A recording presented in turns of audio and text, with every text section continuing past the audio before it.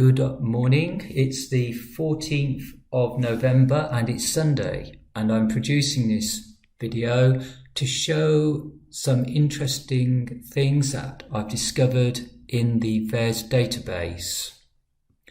In summary, I've discovered that not all vaccine batches are equally toxic, that most are harmless, but that about 1 in 200 of the batches are highly toxic. And I'm going to prove that to you by showing you what the Vaers data contains. Here is a pivot table which I made by combining the different tables from the Vaers database. On the left-hand side, we have the batch numbers, otherwise known as lot numbers, for the COVID-19 vaccines. And on the right-hand side, in this column, we have the total number of adverse reactions for each batch. So this is the total number of adverse reactions for each batch. Along the top, you can see the two-letter code for each of the states in the United States. And what these columns show in between are the number of adverse reactions for a particular batch that occur in each state of the USA. So that's what the table format is. Now we can look at the table contents. As we look down the right-hand column here, which is the total number of adverse reactions for each batch, we'll notice that most of these batches only produce 1 or 2 adverse reaction reports. So most of the batches only produce 1 or 2 adverse reaction reports. In fact, 70% of the batches for the vaccine only produce 1 adverse reaction report in total, which means that 70% of the batches are harmless. In fact, 80% of the vaccine batches only produce 1 or 2 adverse reaction reports, so 80% are harmless. However, as I looked down, I came across anomalies. Now, these anomalies consisted of batches that produce thousands of times the number of adverse reactions, and they stand out very distinctly from the harmless batches.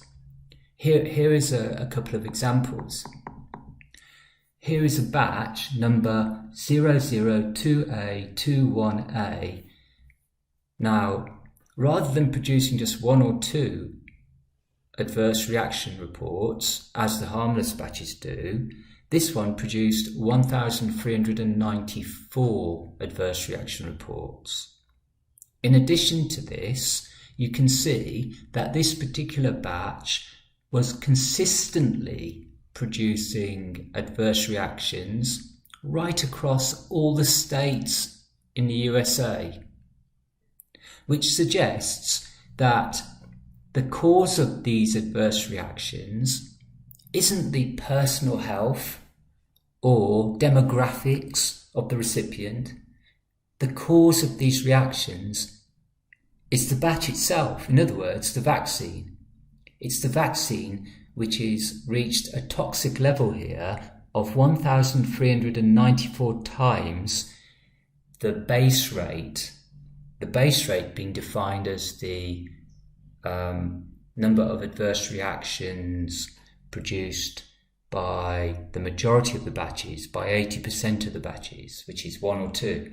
This is 1,394 times that. And it's producing adverse reactions consistently across every state.